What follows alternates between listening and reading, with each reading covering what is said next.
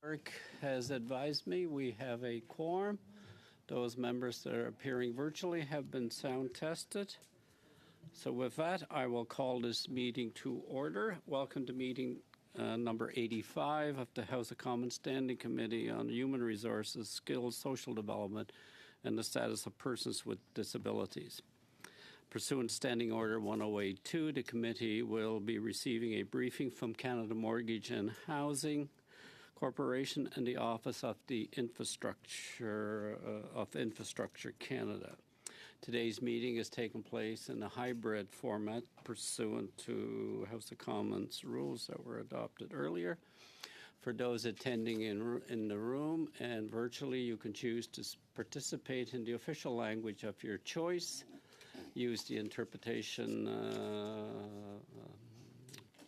headset that is in the room. Select the language you wish to participate in. For those appearing virtually, you can use the translation icon at the bottom of your surface,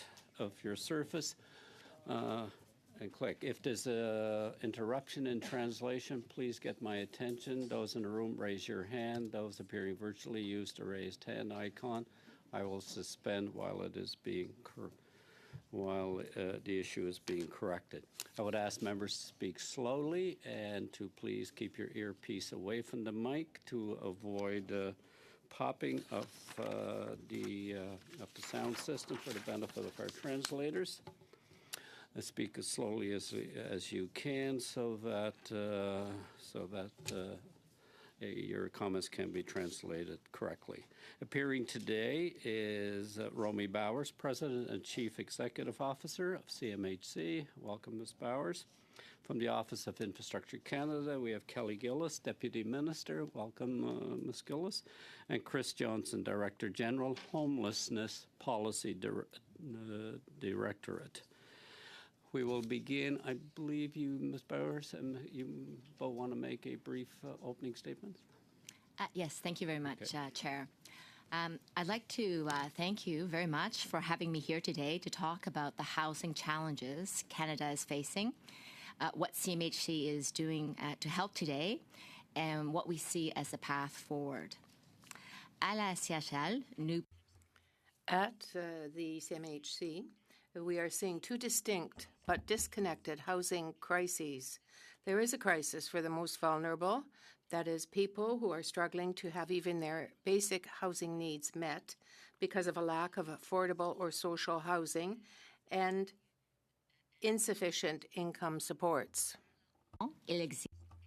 Meanwhile, there is also an affordability crisis for middle-income people who are finding it increasingly difficult to afford market housing. These separate crises are connected by the fact that housing exists on a continuum. People who can't afford to buy a house will stay in the rental space longer. That makes rental more expensive than trying to transition out of social housing and into the market. That, in turn, makes the social housing wait list longer, which has an impact on homelessness.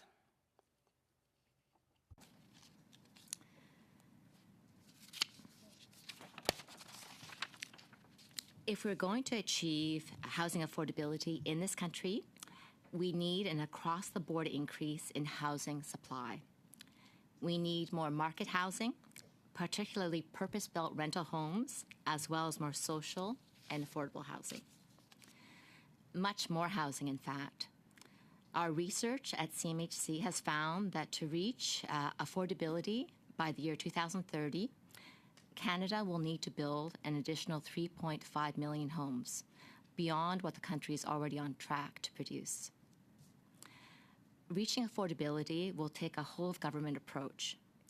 CMHC, as Canada's National Housing Agency, plays a very important role, of course.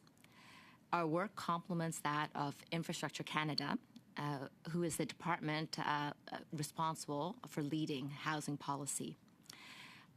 The strengthened partnership with Infrastructure Canada will ensure that investments in housing leverages existing infrastructure. In addition, the recently announced GST exemptions for rental construction and the increase in the Canada mortgage bond limits are the purview of Finance Canada. These two measures will also support the expansion of our housing stock. Having said that, the federal government does not have access to all the levers that control housing affordability. Many of them are in the jurisdiction of provincial, territorial, and municipal governments, who are responsible for things like land use policies, permitting, and tenant-landlord relations. So the main approaches available to the federal government are to encourage and incentivize the other orders of government to make housing a priority. But the biggest player, in our view, is really the private sector. The private sector provides the vast majority of housing in Canada. We need private sector capital, and so governments need to create the conditions necessary to attract that investment in housing. But even the private sector won't be able to just buy Canada out of this situation. Skilled labor shortages in the construction sector mean that Canada does not have the human capacity to close the supply gap. Canada needs to boost productivity in the construction sector, partly by encouraging innovation and fixing supply chain issues. We can't keep building houses the way we have for decades. In conclusion, I'd like to state that what's really important in this space is partnerships with the private sector, with other orders of government, with the nonprofit sector, with Indigenous communities. We need truly all hands on deck. Fortunately, the National Housing Strategy was designed very much with this in mind. Collaboration is built into many of its initiatives, but we need to do more and we need to go further. The National Housing Strategy has made significant progress since it was launched in 2017, but it was not, even at that time, intended to be the sole solution to our housing challenges. So I'm pleased to be here today to work very closely with this committee on how we can go further as a country to address housing affordability challenges. One last note, as members of this committee may already be aware, I will be leaving CMHC in December of this year to pursue an opportunity at the International Monetary Fund. It has been the privilege of my life to serve as CEO of CMHC and to work with a very dedicated and committed group of employees. And I would also like to acknowledge the dedication of the people on this committee and thank you for your attention to housing in Canada. Thank you. Thank you, Ms. Bowers, and congratulations on your new position. As with all positions, I'm sure the challenges will be different, and you will have an opportunity to contribute at a different level worldwide. So all the best as you move into a new role. Ms. Gillis, did you have some comments? I just have some brief comments, Mr. Chair.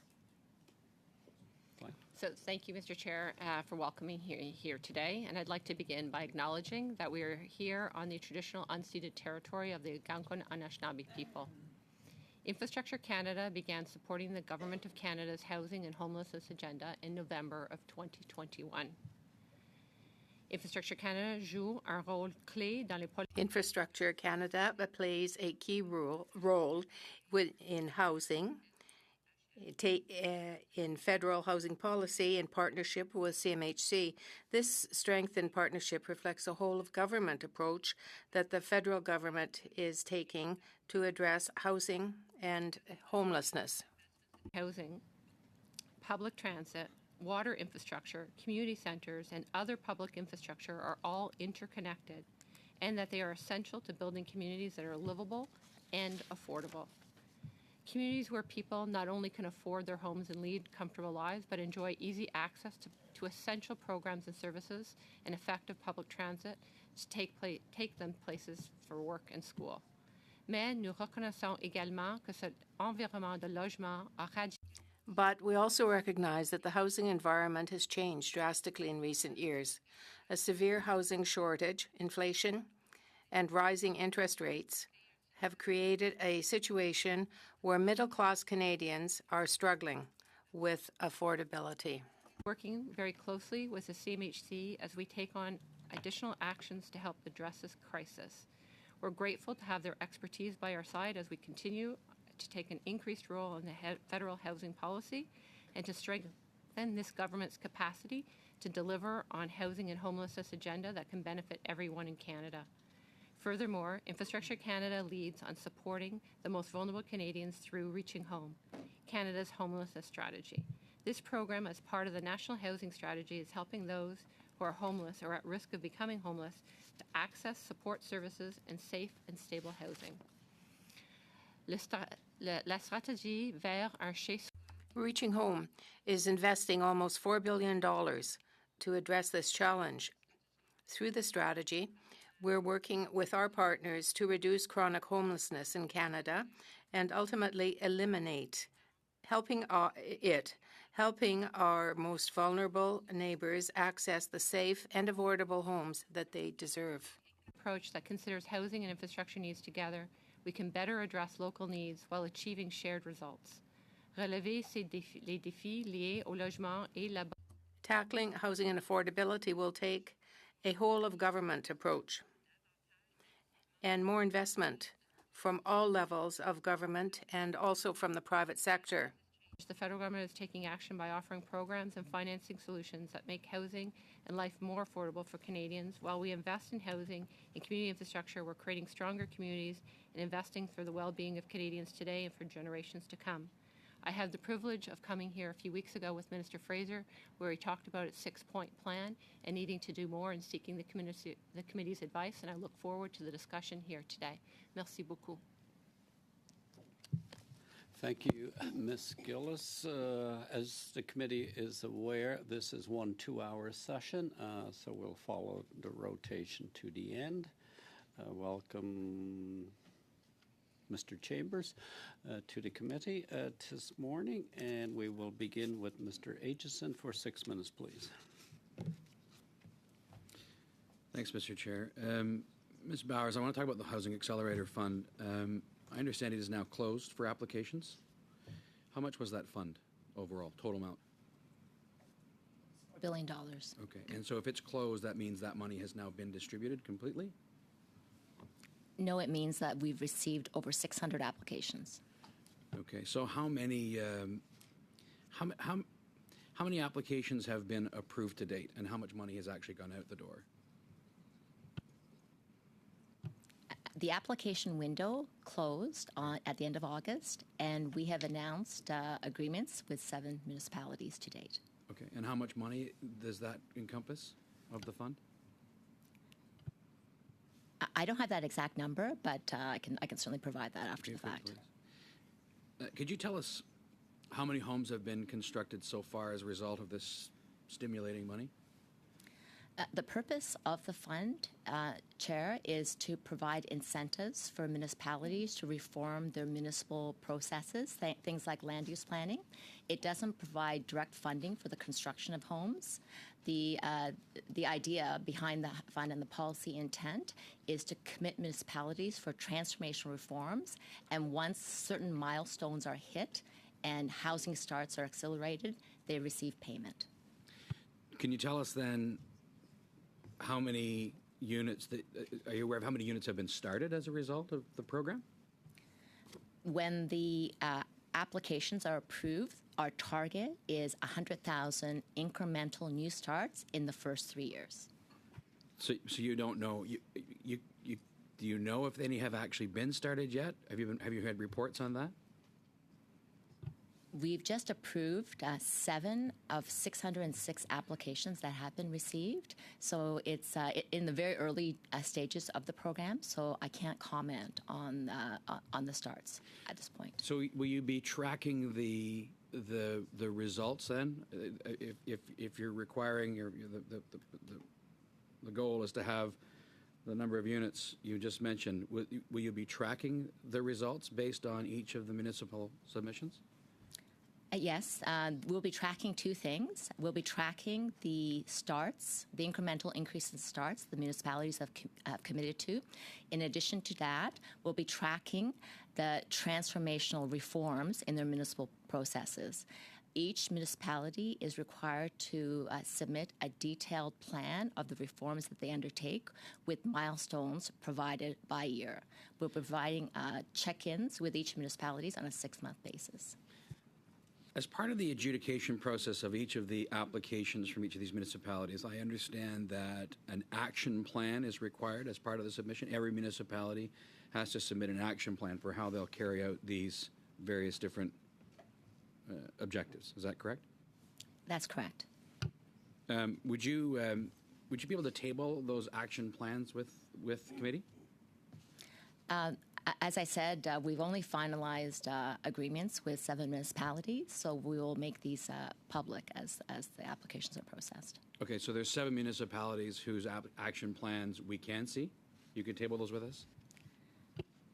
I'll have to take that away. I'm not sure what state they are in terms of public distribution, but I'll get back to you on that.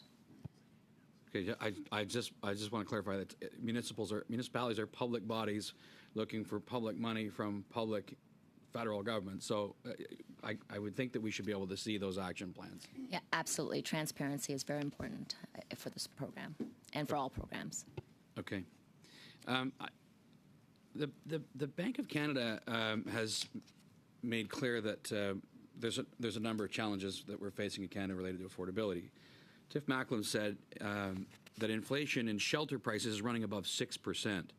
And part of this is due to the mortgage interest costs following increases in our policy interest rate.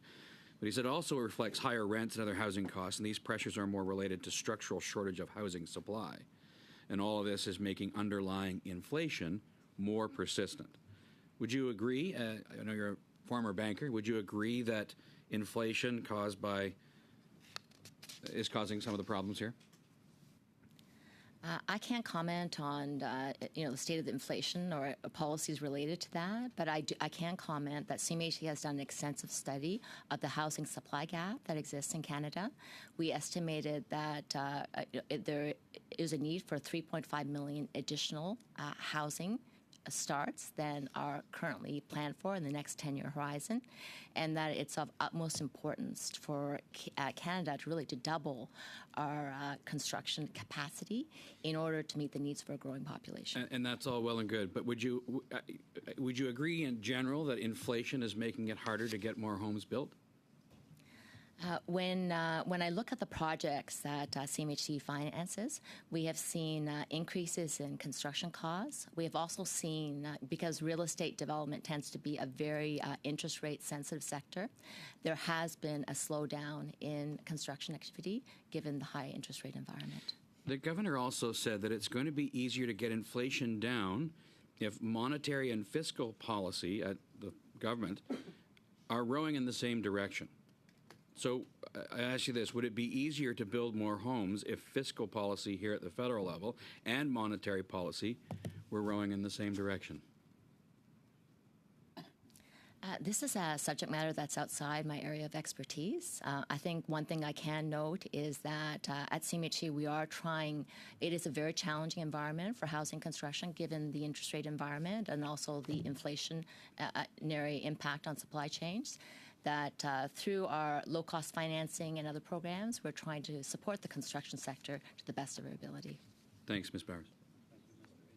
Mr. Van Bynen for 6 minutes. Thank you, Mr. Chair. It's good to have you back again, and look forward to an opportunity to update some additional information from our earlier discussions. Through the Housing Accelerator Fund, we're encouraging local governments to think big and to be bold in their approaches, which could include accelerating project timelines, allowing increased housing density, and encouraging affordable housing units. Can you discuss the best practices that you've recently published on your website that municipalities can look to when making decisions to legalize housing and to maximize density at the local level? Thank you very much for that question. We have, as I mentioned, we've received over 600 applications from various municipalities across Canada. Based on our initial review of the applications, we have published a list of sort of the 10 top strongest practices that we see in the municipalities. And this information is available on our website. I'm not going to go through all of them, but some of the things I'd like to highlight are things like, one, the use of, or the exclusion of getting rid of practices like exclusionary zoning, where building housing is as of right. So that's a great practice. A second practice is intensification of high-density housing around transit nodes. That would be the second one. A third one would be the active support of municipalities of affordable housing creation in their municipalities. And this can be done through things like, property tax waivers, special treatment of development charges. And I can continue on, but I really encourage the committee to look at the 10 items on our website, and we will keep updating them as more applications are processed.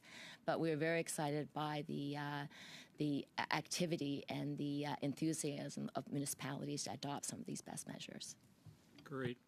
Well, I'm looking forward to making an announcement in our own riding this week, I think, coming up. One of the issues that I often hear about from not-for-profit organizations in my riding are that the ones that are interested in applying for funding through the National Housing Strategy programs is that they lack the administrative capacity to complete the application process, and in some cases actually investing a substantial amount of money for consultants to see them through that process. So what is CMHC doing to help not-for-profit organizations with the to get through the administrative burden? Thank you very much for that question. This is something I think about, quite a lot in my job. And when you look at the programs that CMHC offers, the vast majority of them are loan programs. And I recognize that many smaller nonprofit organizations, it is a challenge for them to go through the loan underwriting process. CMHC has worked very hard to simplify our processes and to make the application process as easy as possible. We created a grant-only stream in some of our programs that allows a simpler application route and processing within 4 to 6 weeks. So that's been a great improvement. With respect to use of our loan programs, I think one of the best things one of the best tools we have is we have what's called a seed funding program. It's a very limited fund of money currently, but it's a way that we have of paying for some of the costs that nonprofits have to incur to actually get some of the documentation assessments done to prepare for real estate development. I feel there's much more room for expansion of that program, and also I want to call out the work of the Community Housing Transformation Center. This is a group that was funded by the National Housing Strategy Program. Its function is to provide capacity support to nonprofits. Unfortunately, the demand for their services is very large and their resources are limited, but they've done some great work to develop the capacity of nonprofits, and we feel that there is a lot of work that can be done in this area. Since you last appeared at the committee, what progress has CMHC made in speeding up the application processes and their timelines since the launch of the National Housing Strategy? And is CMHC implementing lessons learned and best practices when it comes to application processing and funding rollout from the Rapid Housing Initiative to other National Housing Strategy programs?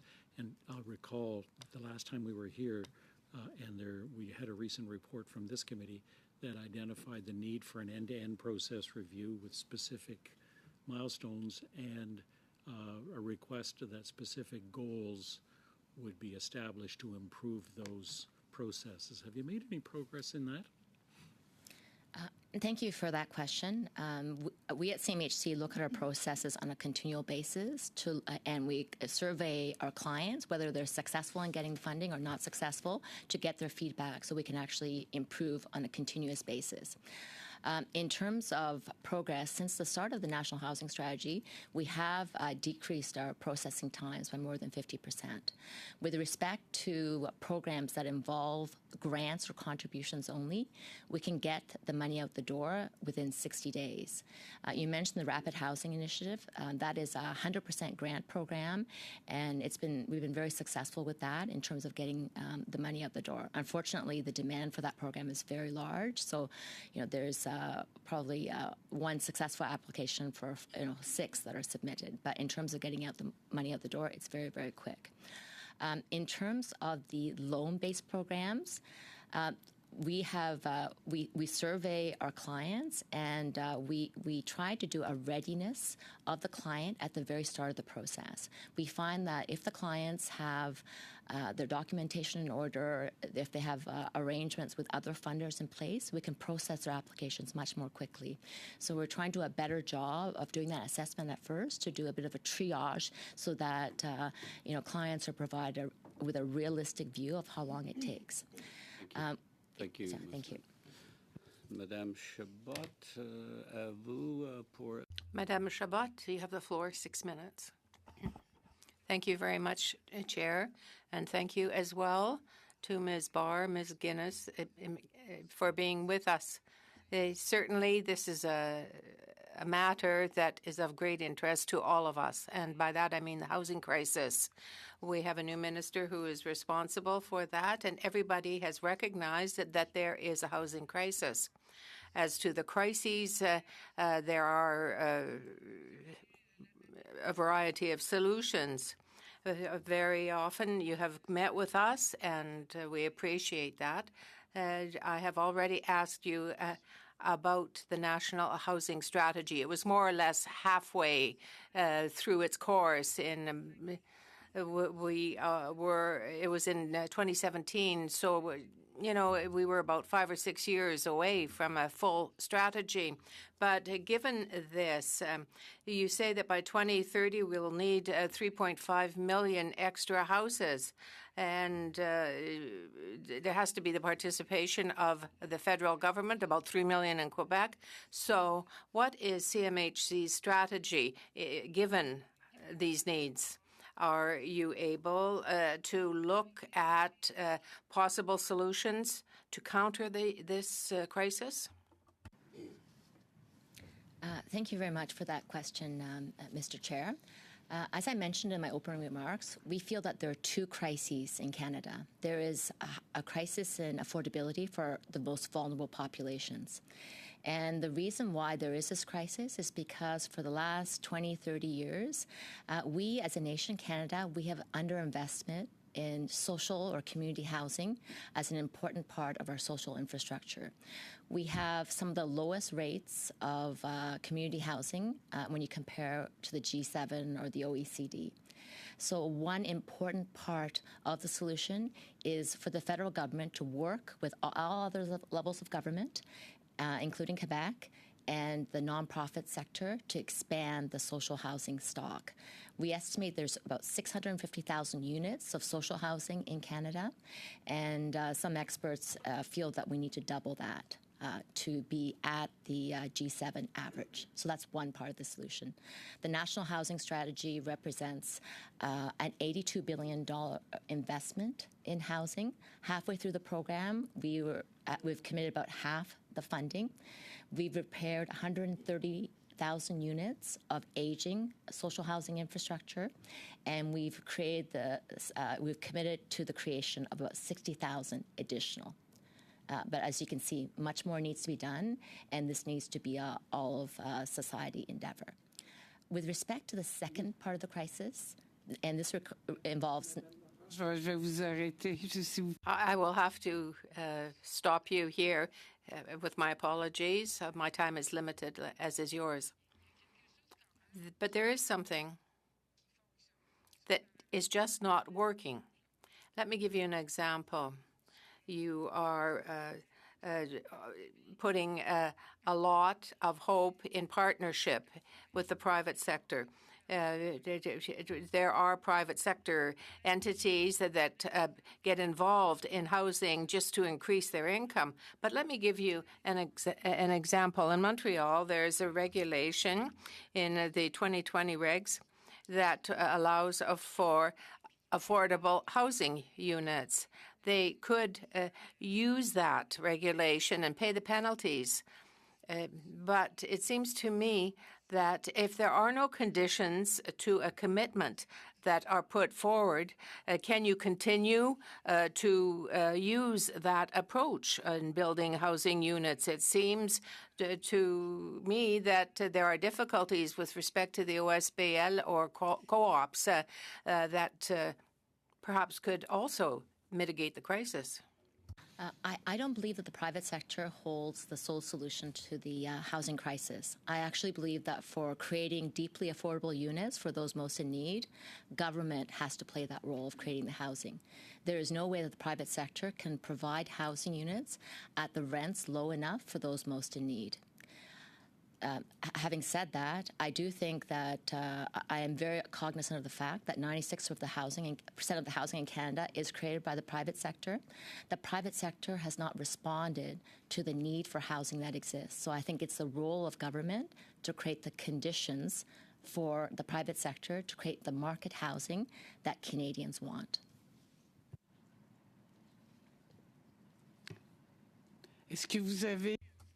Do you have a strategy? Because it's not just affordability. You have to make affordability permanent, to make it sustainable through providing services. So does CMHC have a strategy for making this long-term? So with respect to the funding from the National Housing Strategy that supports those Canadians most in need, we do have very strict requirements regarding the level of affordability and the length of affordability. With respect to other types of housing, which is more market-oriented, we have fewer affordability requirements, but in exchange for low-cost loans, we do have requirements with respect to affordability versus the market, certain levels of energy efficiency or climate compatibility, as well as accessibility. Madame Chabot, Madame Zarrillo, for. Thank you, Madame Chabot. Madame Zarrillo. Thank you, Mr. Chair. And I will have some questions for Ms. Gillies, but first I'd just like to follow some of the comments that Ms. Bowers talked about. She spoke about collaboration and beginning conversations at the very beginning of processes. So I wonder if, Ms. Bowers, if I could get an updated contact list for Western Canada, CMHC, because there are projects in Port Moody, Coquitlam that are ready to go, but we just haven't had access to meetings or to make those connections. So if I could have that, that would be amazing. Yes, we can certainly provide that. Thank you. So my question is for Madam Gillies, and I'm so happy to see you here today, and I am so pleased to see the collaboration and the joining together of the Ministry for Housing and also the Ministry for Infrastructure and Communities, because I agree with you 100% that there are other social infrastructure pieces that are necessary, including transit and community centers, but our focus today is on housing. So my question is just based on the National Housing Strategy. Homelessness is growing while this strategy has been in place, and so this is a failing of the housing strategy. So I just wanted to understand, what did Infrastructure Canada do to alert the government when they saw the rising homelessness? Thank you, Mr. Chair, for the question. And so when we do look at homelessness, since Infrastructure Canada has been responsible for the policy and the program Reaching Home coming over in November of 21, we have been very active in looking at different opportunities, and one of them is actually looking and doing research with a number of communities called an Action Research Program to understand, after you have Reaching Home in place, which requires coordinated access by name lists and provides systems and tools to community entities across the country to be able to help them help themselves on their priorities, that is one area of understanding what more do communities themselves need in working with us as we look to move forward. We've also launched the Veterans Homelessness Program, which has closed, and we're reviewing the applications. So we will be having a program dedicated directly to veterans. And also during COVID, in Budget 22, we've increased the funding for Reaching Home by another $562 million, and community entities will be imminently informed of their top-up for that amount. So those are the few things that we've done fairly recently regarding how do we address this really important issue within the country. Thank you, Ms. Gillis. And you will remember little Alan Kurdi, the Syrian boy who passed away many years ago. And the family of Alan Kurdi is in my riding. And just recently, some additional family members have come to Canada, are in a hotel for the 30 days as refugees, and have been able to get an extension of another 30 days, but have nowhere to go. They will be homeless in the next 30 days. So my question is, does the Infrastructure Canada know how many empty homes there are in Canada? Thank you, Chair, for the question. No, we do not know how many empty homes there are in Canada. Through Reaching Home, we work very closely with the nonprofit sector as well as municipalities in supporting kind of their priorities, and through a community advisory board, they look at what's happening within their community and make the decisions on how best to support the people who are in precarious or vulnerable situations in their community. So it's not the federal government telling them what to do or how to do it, but they have the best knowledge of their community context to make the most informed decisions. So I would just suggest that part of the research project you talked about earlier is that there's a better understanding of how many homes are sitting empty in Canada. My second question is, does Infrastructure Canada, and maybe CMHC, if Ms. Bowers would like to answer, know how much housing stock is sitting in short-term rentals like Airbnb or VRBO? Is there a number? I will defer that one to Ms. Bowers. Thank you, Chair. This is an area where there is a data gap. Based on best available data, we think that there are probably about 30,000 units across the country. But there is, like other areas of housing, this is an area where this is sort of the data provided by Statistics Canada. But I think much more needs to be done in terms of increasing the robustness of this data. Thank you, Ms. Bowers. And you know that in BC, they've recently changed legislation around short-term rentals. We know that there's been movement already where some people that invested in multiple units are starting to think about divesting them. You mentioned, Ms. Bowers, that there's not enough labor in Canada to build the amount of houses that are needed. Is there any discussion about being able to repatriate, or for the federal government to buy some of these empty condominiums that will come onto the market in BC and potentially across the country if other provinces take this initiative? I can't comment on initiatives to buy these units by the federal government, but I can comment that if there are indeed 30,000 units of Airbnb units available, if they do come available on the market, they will increase the supply available for Canadians. I would like to note that that the supply shortage in Canada is quite acute. We need millions of more units of housing. So actions on Airbnb is certainly constructive and can be helpful, but I think we really need to focus on increasing the supply of housing on a much larger scale. Thank you, Ms. Bowers. And my last question for you then. The next round, Ms. Zerillo, we'll be here for the thing. Now, Ms. Gray for 5 minutes, please. Great, thank you, Mr. Chair, and thank you to the witnesses for being here. During the previous appearance with the Minister of Housing on September 27th with the CMHC, the Minister told the member for Regina Capel that he would be happy to review the process by which CMHC bonuses are provided. So has the Minister issued you a directive regarding CMHC bonuses? No, I'm not aware of this. So if not issuing a directive, has the Minister come to you since that September 24th meeting to have a discussion around CMHC bonuses? With respect to CMHC bonuses and our salary structure, we are an independent Crown corporation. Our HR practices are the purview of the our board of directors, and any changes to our salary compensation scheme is under their purview. Great, thank you. So have you started your own internal review then on the bonus structure of CMHC and its employees? Like many companies, we review our pay and salary structure on an annual basis, and we do this to ensure that the pay is appropriate based on market conditions. Thank you.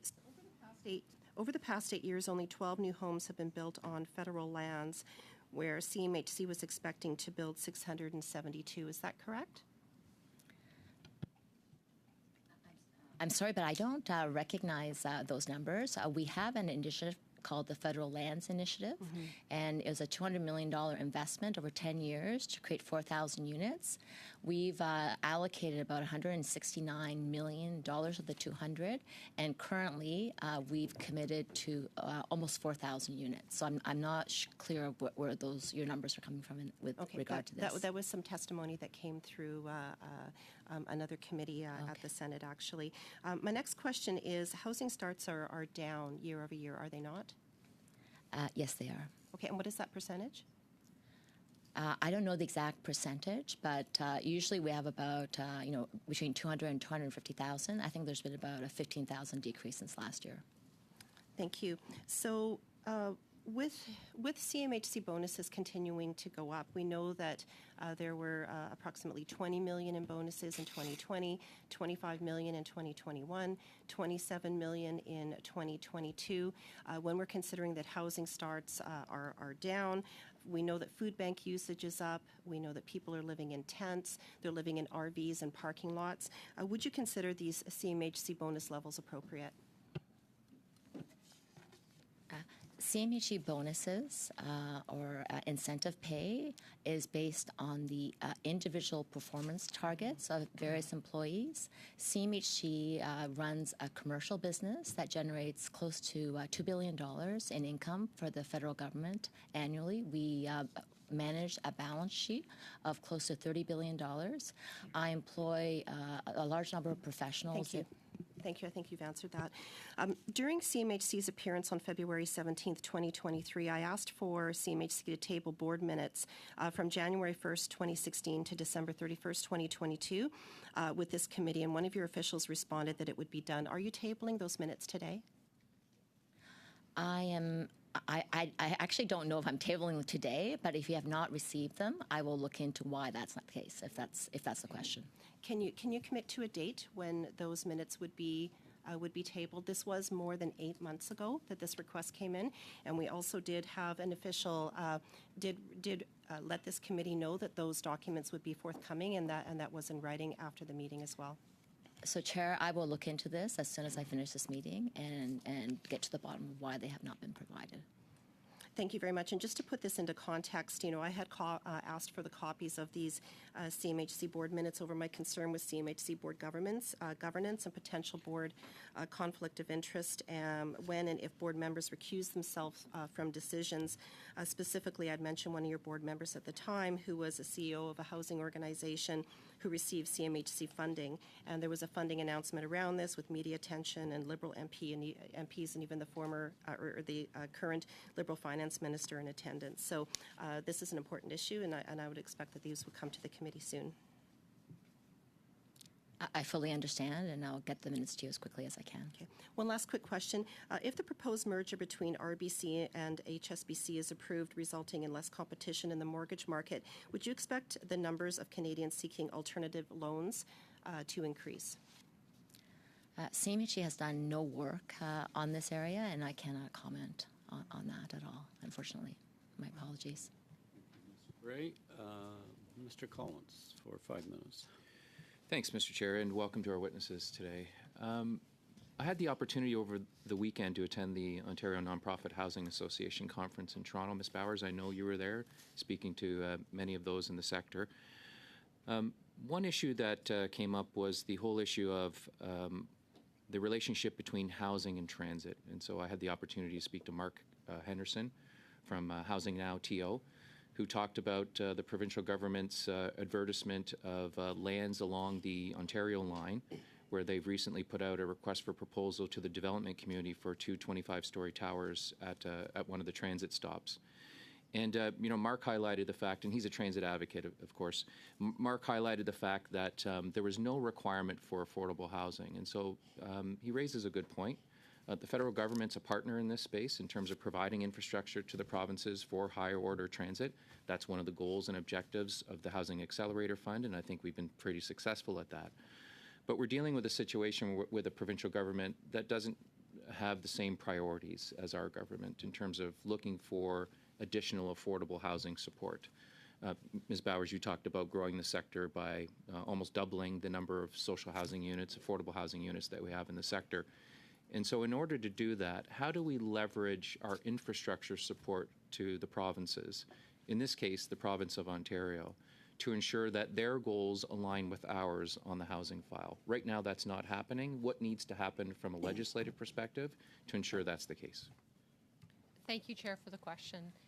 When we look at all of Infrastructure Canada's future programming, since the change in bringing homelessness and CMHC within the portfolio, and this was announced in both Budget 22 and Budget 23, that our permanent public transit program, which will be launched and starts flowing funds in 26, will have a requirement in conditionality with affordable housing. That said, Ontario Line, there are discussions. There was a term sheet signed in 2019 regarding affordable housing. We do not have a contribution agreement signed, and there's active discussions with both the municipality as well as the province on what affordable housing will be brought to bear regarding the 4 subway lines. And so that need to link infrastructure as well as affordable housing is really important in everything we do from a community perspective. And so as we look at the next generation of infrastructure programs, that will be a requirement in all of our programming.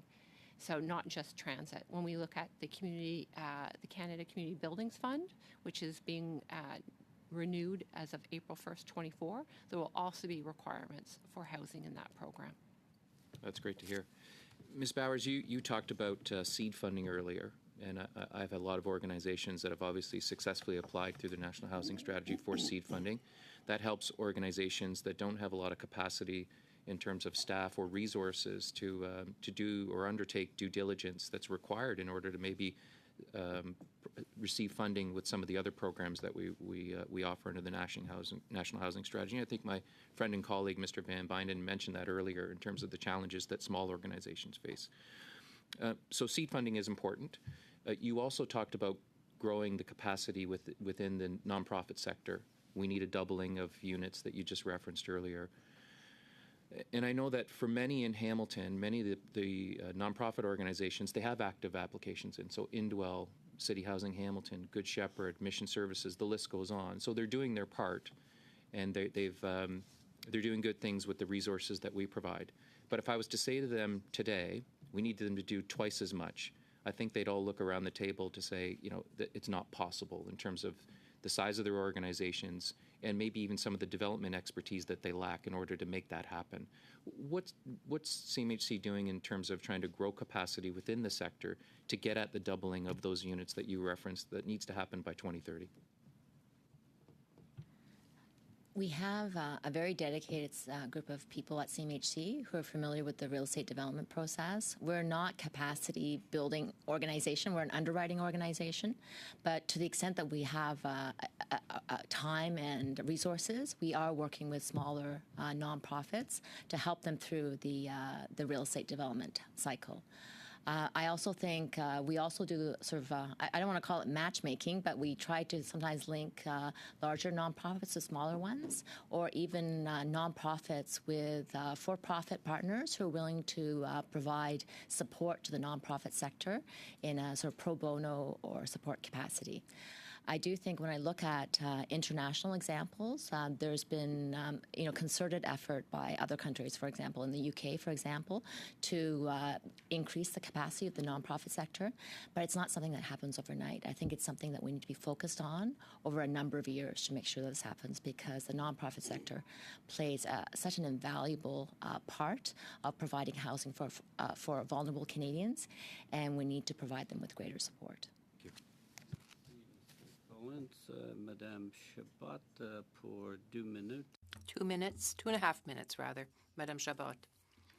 Thank you. I'll just continue in the same vein. When we take a look at this, how can it be? You speak to affordability. CMHC has put in place an acquisition fund that would allow these housing entities to get out of the private market.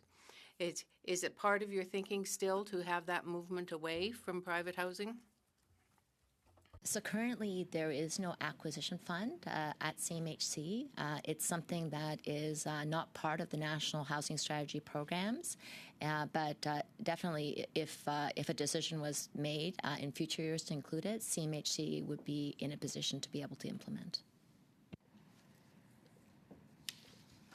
Is there any advantage for such a fund from the perspective of the situation that we are describing, that we have been living through over the weeks and years?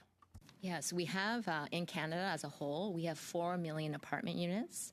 2 million of them are condos that are rented out. 2 million of them are purpose-built rental that are aging. And it's this aging stock that provides the most affordable housing for Canadians. And the purpose of the acquisition fund would be to purchase those aging units and transfer them from the for-profit sector to the nonprofit sector. So that's the goal. It requires a significant amount of capital, and I think the province of BC, for example, has started to do this. So it is something that could be done in the short term to increase the supply of nonprofit housing.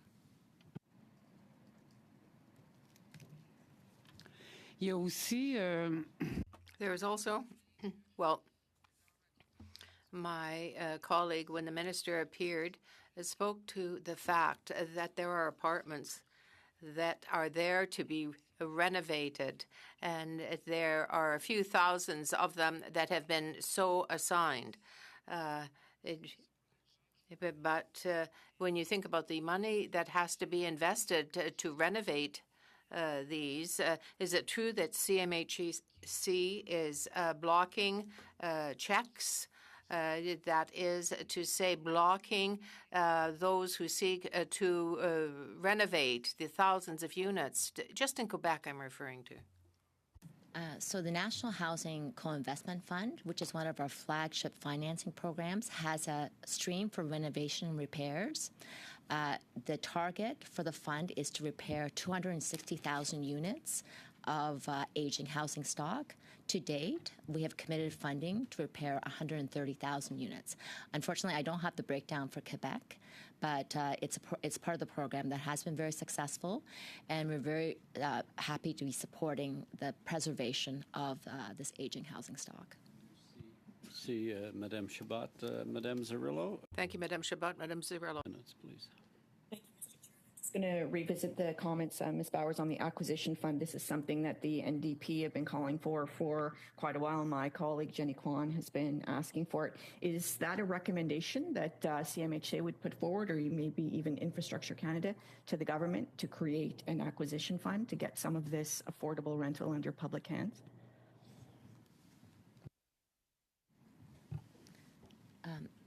Thank you very much for the question. I feel that it is one tool that could be used to preserve existing housing stock, but my position always is that it's good to preserve existing housing stock, but as I mentioned, we need to actually increase the number of social housing units. So I think we need to combine an acquisition fund with continued investment in the creation of new stock to expand the social housing stock that exists in the country. And I'm hoping that the new stock that we get, that there will be some standards of maintenance requirements for folks that take on that new stock. I'm going to just go to my last question because I don't have much time. Between 2006 and 2015, Conservatives lost 800,000 affordable homes, and under the Liberals, a loss continued at a rate of 15 units to 1. So 15 lost affordable units for every one new unit built. So my question, Ms. Bowers, is why have we lost so much affordable housing?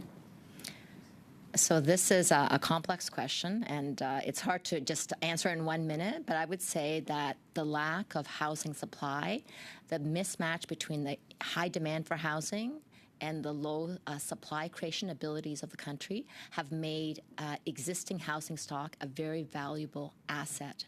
So in a market system like ours, when there is a supply shortage, it makes the price of existing assets much higher and more valuable. So there's been a lot of profit motive for profit companies to purchase these units, to renovate them, and I think that's what's resulted in the loss of this housing stock. But I would like to note that from our perspective, the solution really is to expand housing stock in general, and I feel that unless you do that, you're not really going to stop the erosion of the deeply affordable housing stock. Thank you, Ms. Bowers. And it goes back to my earlier question, which is the Government of Canada needs to know how many empty homes are out there in Canada. They need to know that number. I agree that we need more supply in the affordable housing space, but we need to know how many are sitting empty because we do not have the time to build every unit. We may be able to find some that we can use as a government now. So the urgency is so intense. Thank you, Madame Zerillo. Ms. Ferrari, for 5 minutes, please. Thank you, Mr. Chair. Thank you to our witnesses for being here today. Ms. Bowers, if I could ask you, how many mortgages do you believe will default in the next 24 months? So I can only speak about the mortgages on the CMHC's books. We are a mortgage insurer, so we have a pretty good sense of the state of the mortgage market by monitoring our balance sheet. And we're very conscious of the impact that high interest rates are having on Canadians.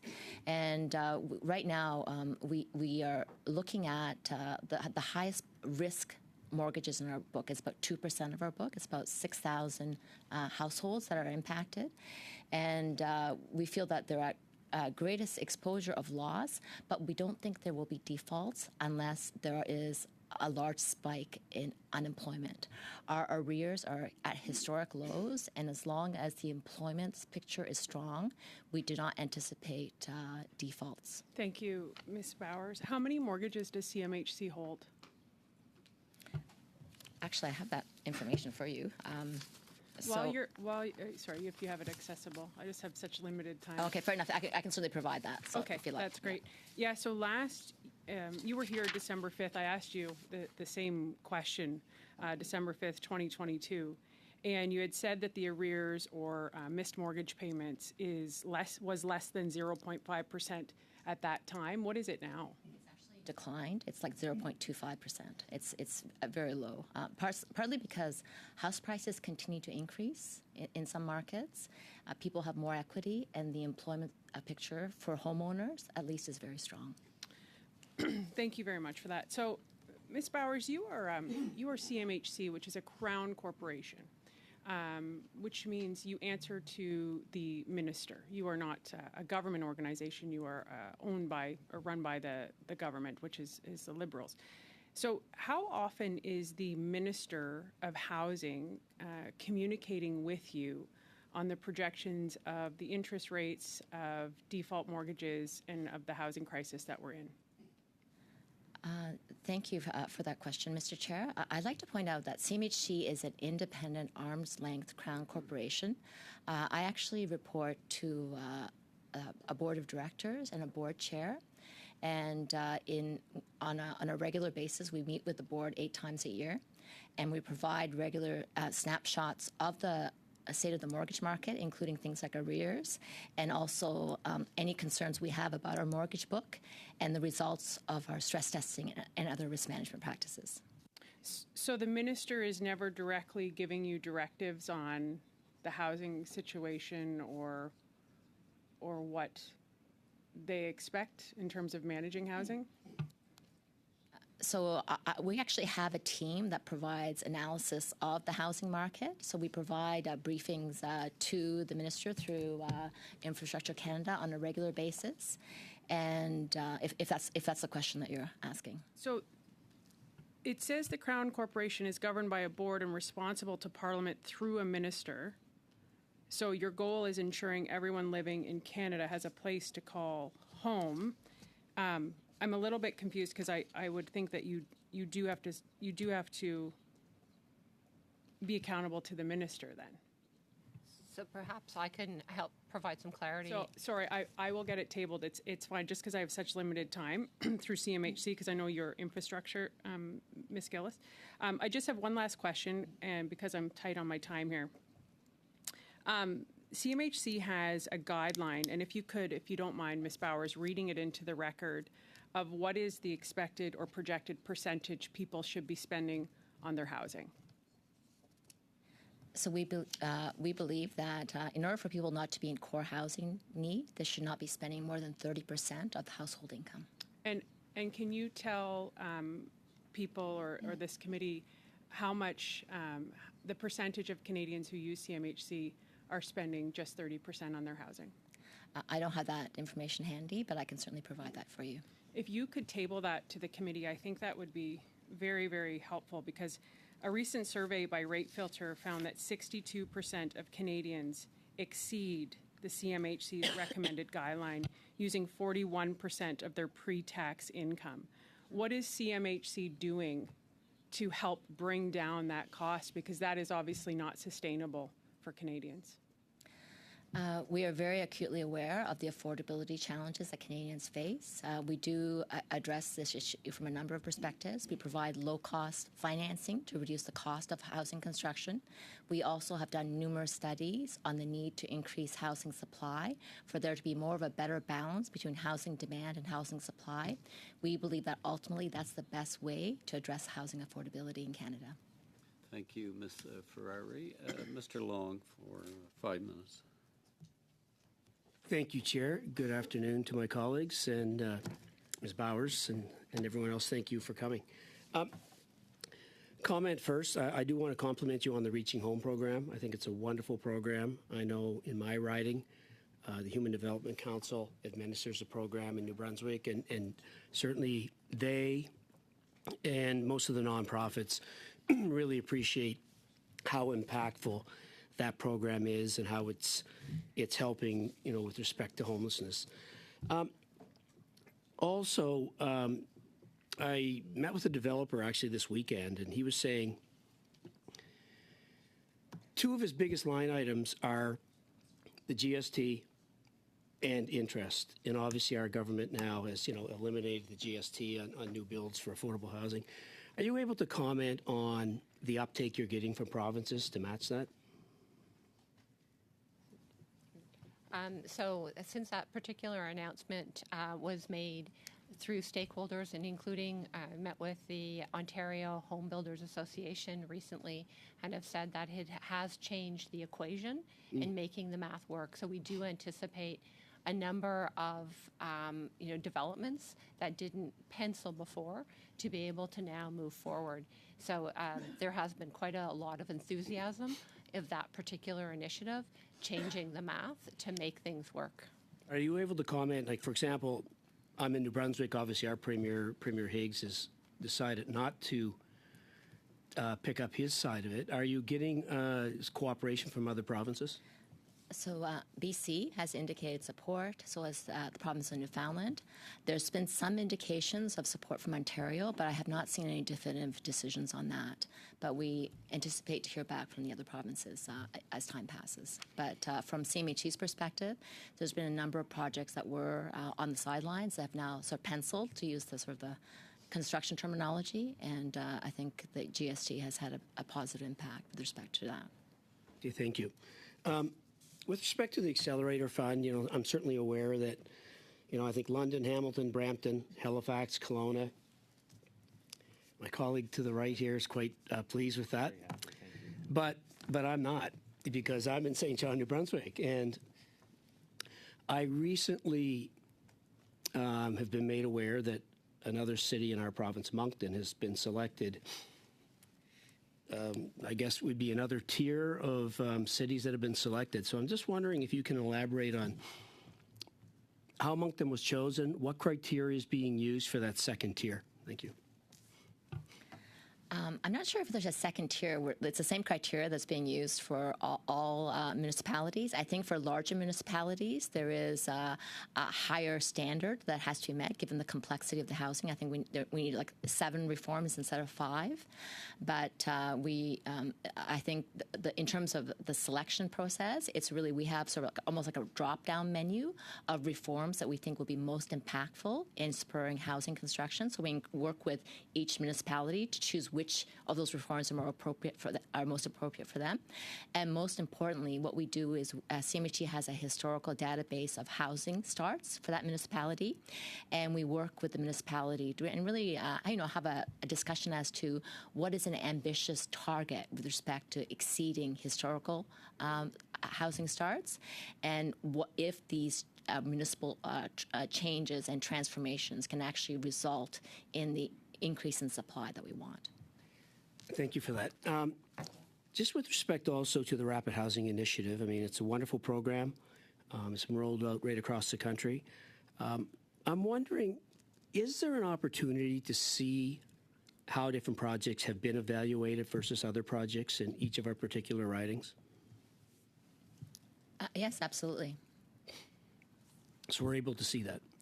So if you require more detailed information about the assessment criteria, I'd be very happy to provide it. I think it's available on our website in terms at a very high level, but if you have any specific questions, very happy to provide. Okay, thank you.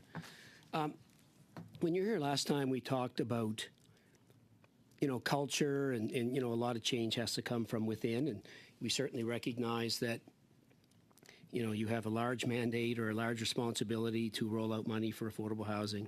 I know it's a daunting task. I know the challenges are great.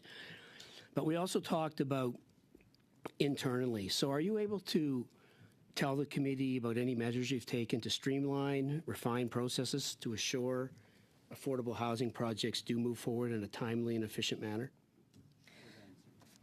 So yes, we have a continuous or improvement process in terms of having better communication line with the proponents, setting expectations in advance, reducing the number of documents that are required, being very clear about the other funders that need to be part of the equation.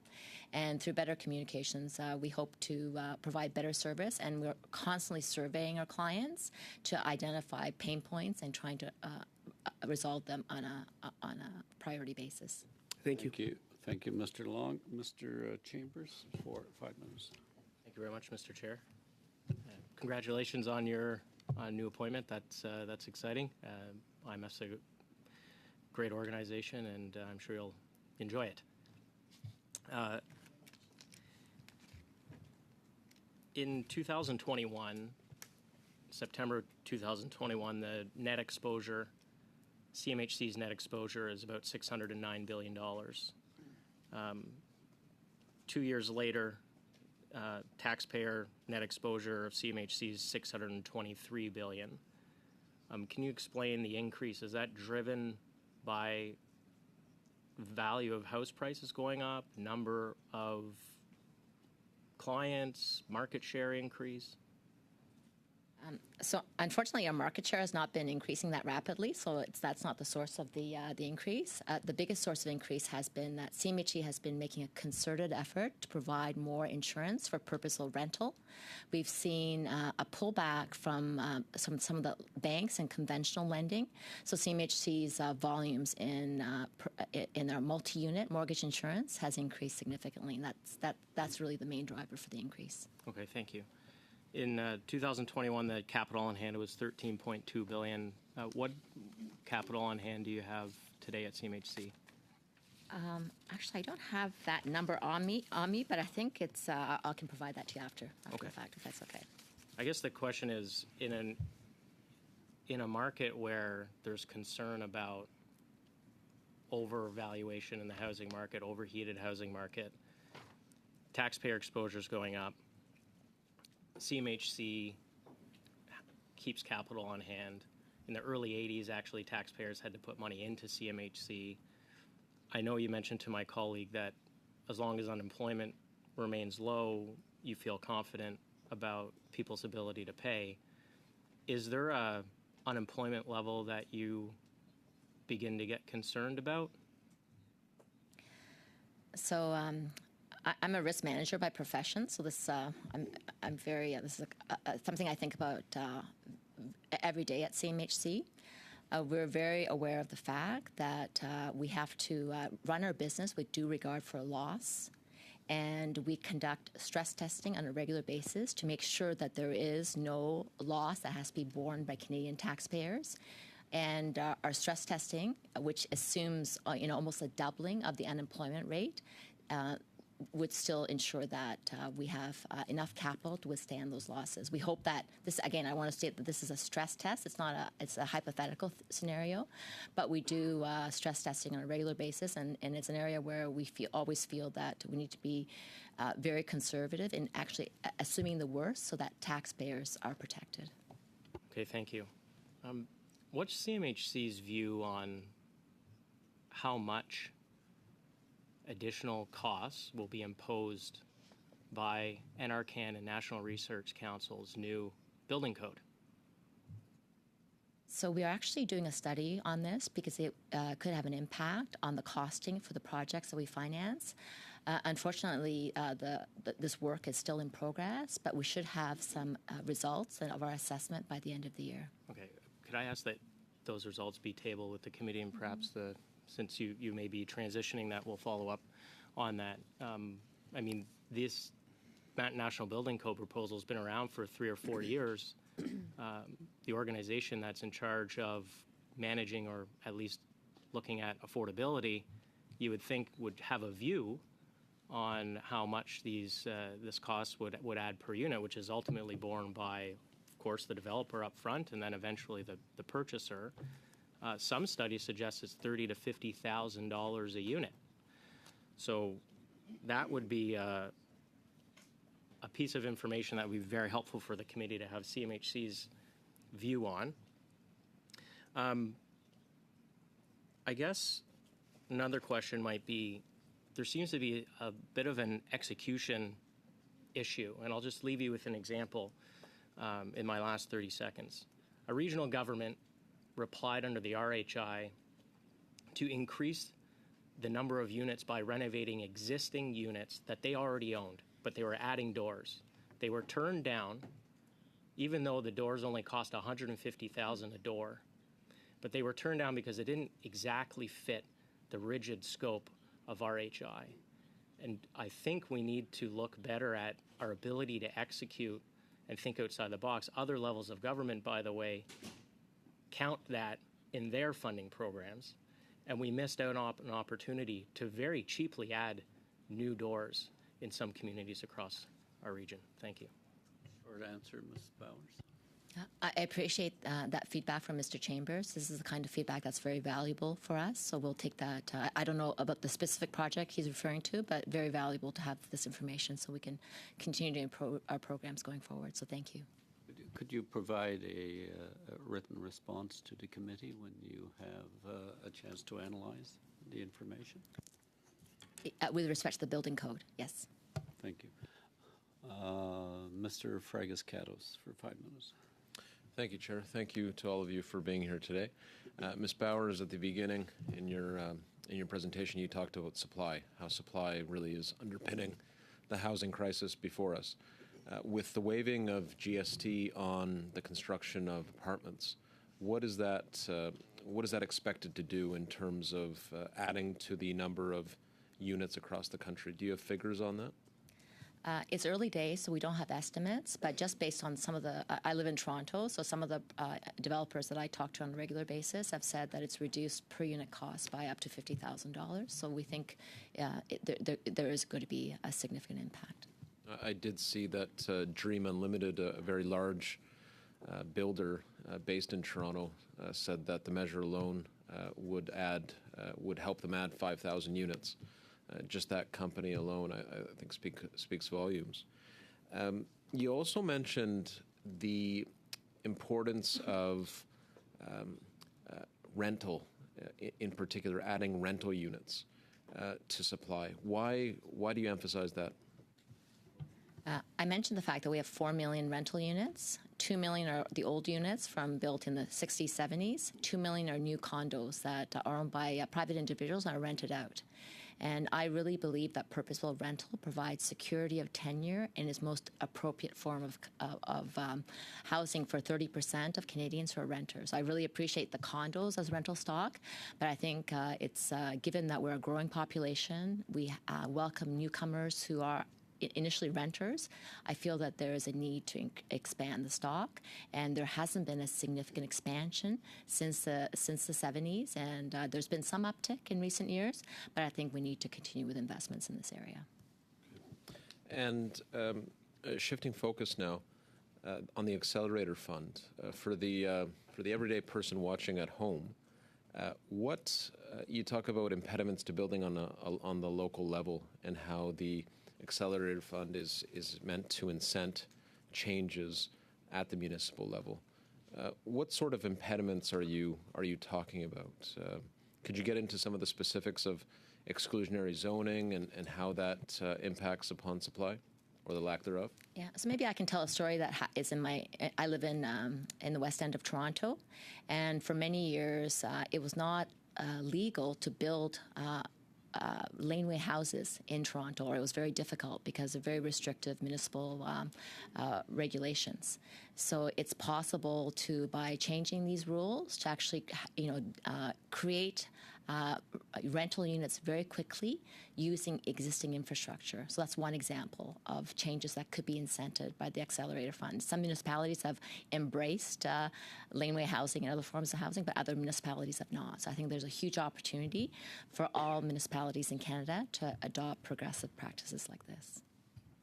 Okay, and I wanted to ask you about the recent CMHC report on housing starts. Where are we overall in the country in terms of the numbers? So housing starts tend to be between, as I mentioned, between 200 and 250,000 units. I don't have the most recent numbers off the top of my head, but still above 200,000 units. We feel that housing starts are actually still holding up despite the very challenging environment. So they have come down, but we feel that there is some optimism in that they haven't decreased as much as we thought. And we feel that some of the changes that have been made recently with respect to GST changes should provide further support to the sector. But as I mentioned earlier, much more needs to be done. We need to basically double our housing starts. So we need to work as a country to figure out what the impediments are and act together to really break them down. I have less than a minute left, and I didn't want to let the opportunity pass on homelessness. With the National Housing Strategy, how many individuals have been taken off the street? How many individuals who were homeless are now housed as a result of programs that are available through the National Housing Strategy?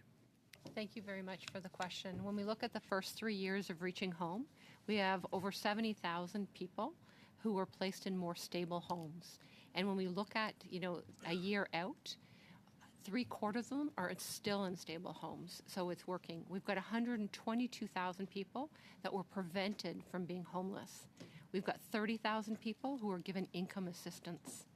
We've got 7,400 people who are given job training to give them a more sustainable lifestyle going forward.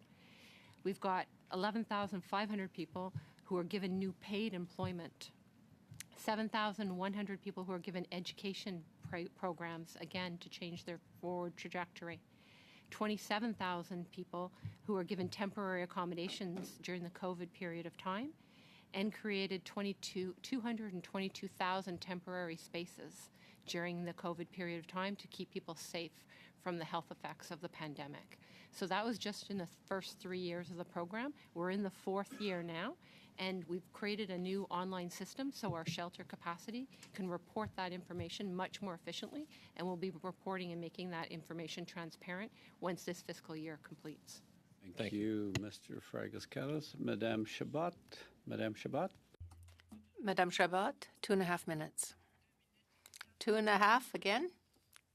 Oh, well.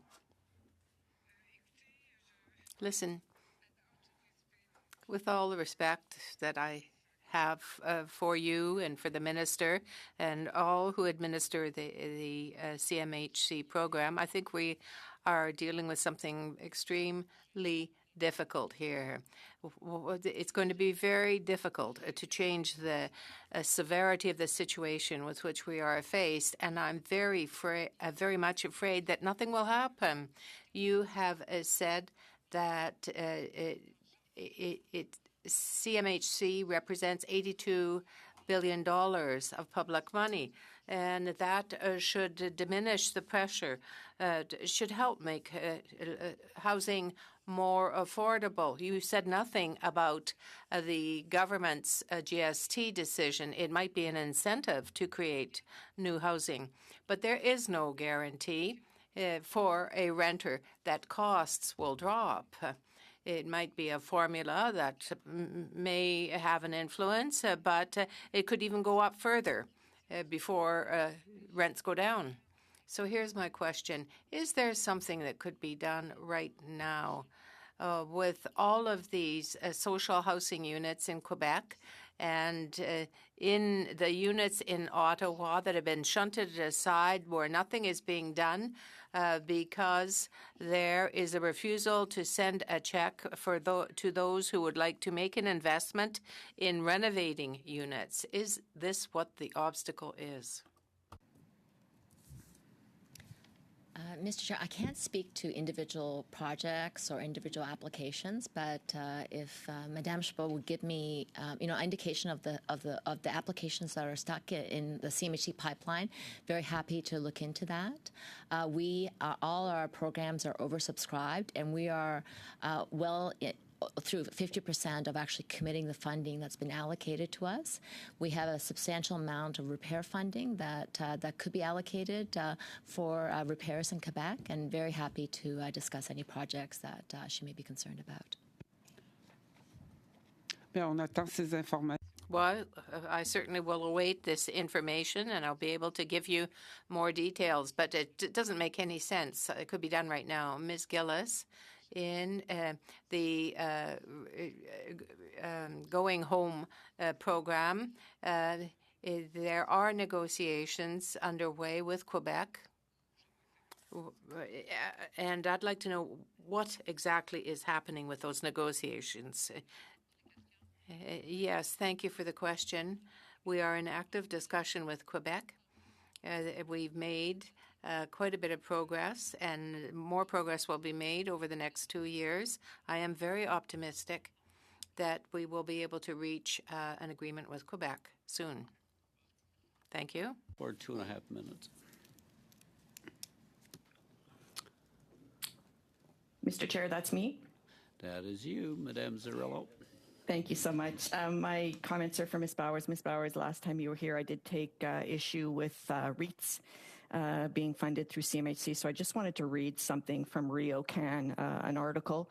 The cheapest debt in town is CMHC guaranteed debt, which you can put on rental residential buildings. So we are quite hopeful that our first CMHC transaction will take place before the end of the summer, said the CEO from RioCan.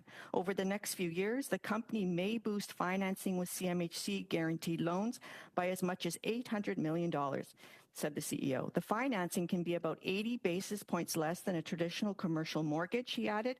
Hopefully, we'll do a lot of them, he said. We intend to replace a lot of our commercial debt because it's just a lot cheaper.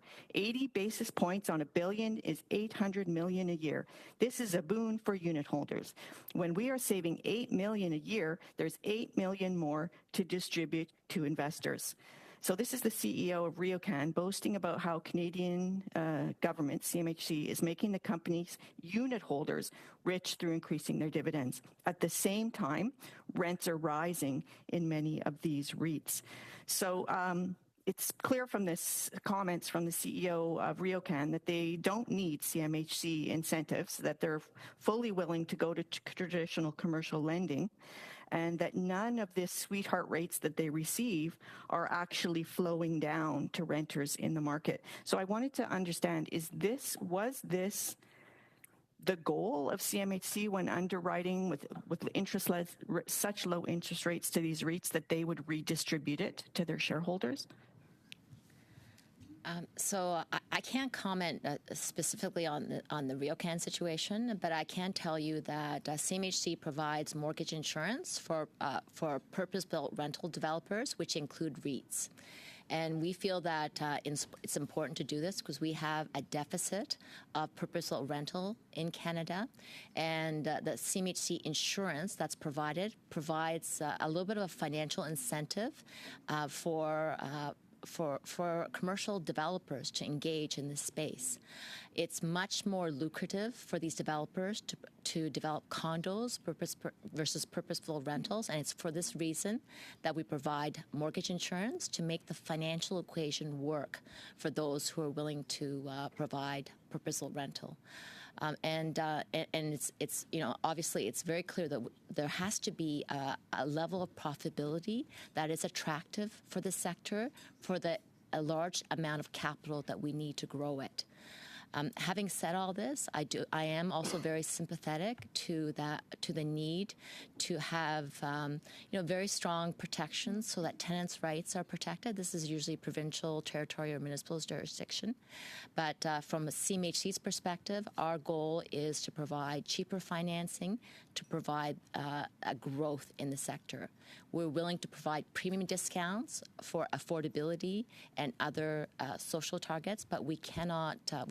We feel that the companies that we work with are responsible corporate actors, and that they're contributing to the housing supply which our country desperately needs. Thank you, Madame Zerillo. Just clear to the members, we will, until the meeting adjourns at 1, we follow the routine motion speaking order, so that it means it's 5-5, 2.5, and 2.5. Mr. Aitchison, 5 minutes, please. Thank you, Mr. Chair. I'd actually like to follow up quickly on the multi-unit rentals for a moment. The MLI Select program is specifically used by multi-unit builders to insure their mortgages. In the spring, CMHC increased that rate by almost 200%. Can you tell me how many applications were received after that announcement and before the new rate went into effect? So I think in the month of June, which was the peak, we had 5,000 applications in the queue. And so how big is the backlog? How many applications have you actually been able to review? So just to give you a sense, our applications went from 400 a month to 800, sometimes over 1,000. So we've doubled our underwriting staff. So we've reduced the backlog from 4,000 to 2,000, and we're going to be able to clear the backlog by the end of the year. So how many underwriting staff do you have now then? So we doubled it. So we had about 50. So we increased it by 30. How many of those projects are no longer viable because of the new rate? In terms of the premium? Yeah. So we did, first of all, I'd like to clarify that we increased the premium. We have to run this business on a commercial basis. We had not increased premium since 2017. There were changes to accounting rules which we have to follow, as well as regulatory capital requirements set by OSFI. And we had to change our pricing so we achieved minimum commercial returns. That's the reason for the change. Before we increased the premium, we did extensive consultations with developers who confirmed to us that, of course, they didn't want an increase in premium. However, in terms of impacting the viability of the project, they did not think that the premium increase would impact viability, but in fact, it was the other product features that were important. Okay. Thanks for that. I'd like to move on to Ms. Gillis. On May 11th in 2021, the Government of Canada announced $10.4 billion for 4 different public transit projects in Toronto. I'm sure you're completely familiar with them. $2.2 billion for the Scarborough Subway Extension, $1.8 billion for the Eglinton Crosstown West Extension, $2.24 billion for the Yonge North Subway Extension, and $4 billion towards the new Ontario line. Can you tell me how many units have been started or constructed so far on or around the stations like on the Scarborough Extension line? I can look into it with Ontario. We're in active negotiations with Ontario and Toronto. We don't have signed contribution agreements with them just yet on those subway lines. There was a term sheet that was announced that you're referring to. And as they're progressing in their further development, we're looking and working with them on contribution agreements and commitments regarding affordable housing. So that announcement in May of 2021, it's not formalized in any agreement yet? It's a term sheet that was agreed to, not a formal contribution agreement. Okay. And so as part of the review of that contribution agreement, there's a number of conditions for this money. One of those conditions includes building affordable housing near transit-oriented development as is feasible in line with City of Toronto objectives and report on them publicly. That's correct? Correct. Can you give me an example where building housing near transit-oriented development may not be feasible? I believe it's the extent that would be feasible. So in looking at the type of development, how much would be feasible within that particular building to make it still financially viable to proceed. And so that is the discussion between Ontario and Toronto that is active actually at this point in time. So does Infrastructure Canada have a target, a base number that if they cannot? So for example, let's take the Scarborough subway extension. Do you have a sense of how many units you'd like to see for your contribution of $2.2 billion? So when we look at our previous programming versus our new programming and our permanent public transit, yes, we will. And we're actually consulting on the methodology right now and what the requirements are.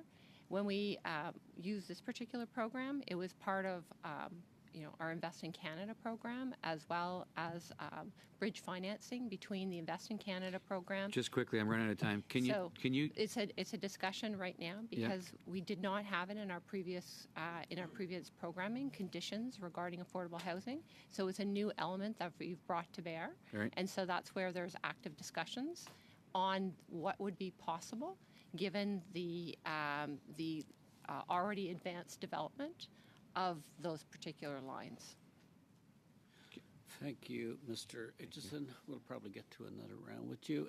Mr. Fragas-Catos or Mr. Collins? Who is Mr. Collins? Mr. Collins, you have the floor for 5 minutes. Thanks, Mr. Chair. I think one of the most pressing needs that we have right now through our housing crisis are those living in encampments, and how we deal with that very vulnerable population who have deep needs in terms of requirements for addiction support, requirements for mental health services, and a whole host of other issues, life problems that they're experiencing.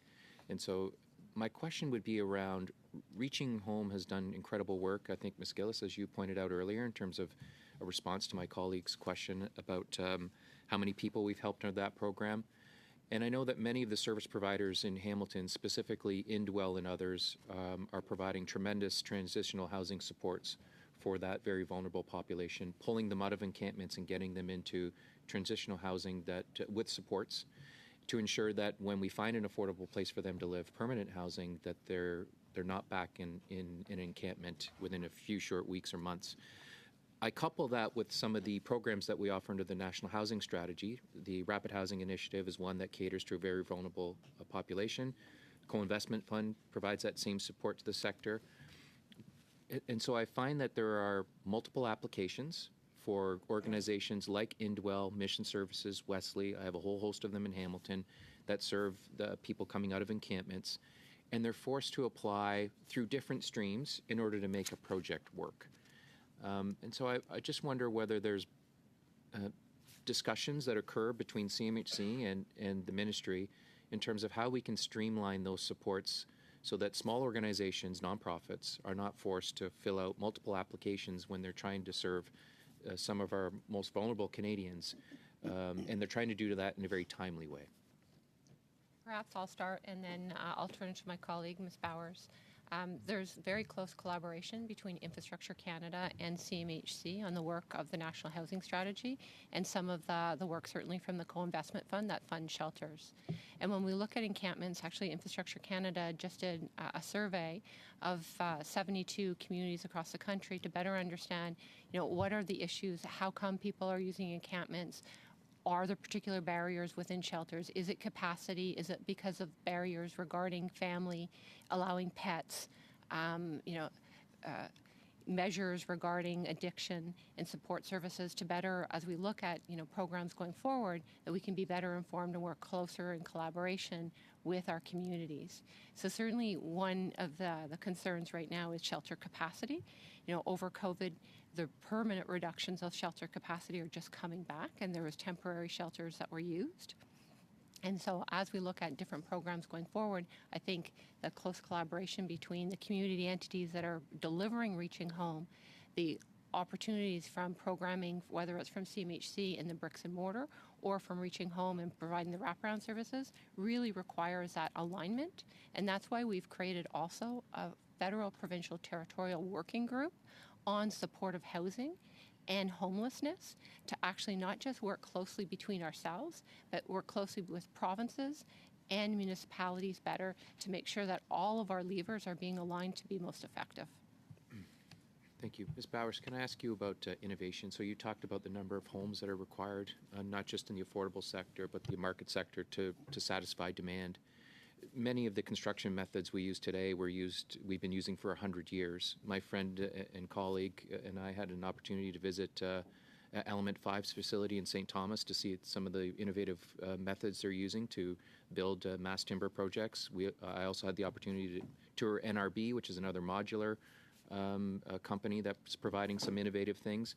But they certainly aren't prepared, I think, or even don't have the capacity to build the number of homes that are required by 2030 or even by 2050. So can you talk about what CMHC is doing to drive innovation within the sector to ensure that we were able to build domestically the amount of supply that's required for Canadians? Yeah, this is a critical issue in addressing our housing supply gap. We build 200,000 houses today, and we built 200,000 units in the 1970s when our population was much smaller. So clearly, I think our construction sector is very fragmented, and I think there's room for innovation in this area. We have a $750 million innovation fund that has been used to support some of the construction techniques that you've sort of mentioned. I think there's more we can do there. But even through the Rapid Housing Initiative, we've provided support to modular housing companies, and I think that there is more opportunities for scaling up there. There's also areas like panelization and other factory-built techniques.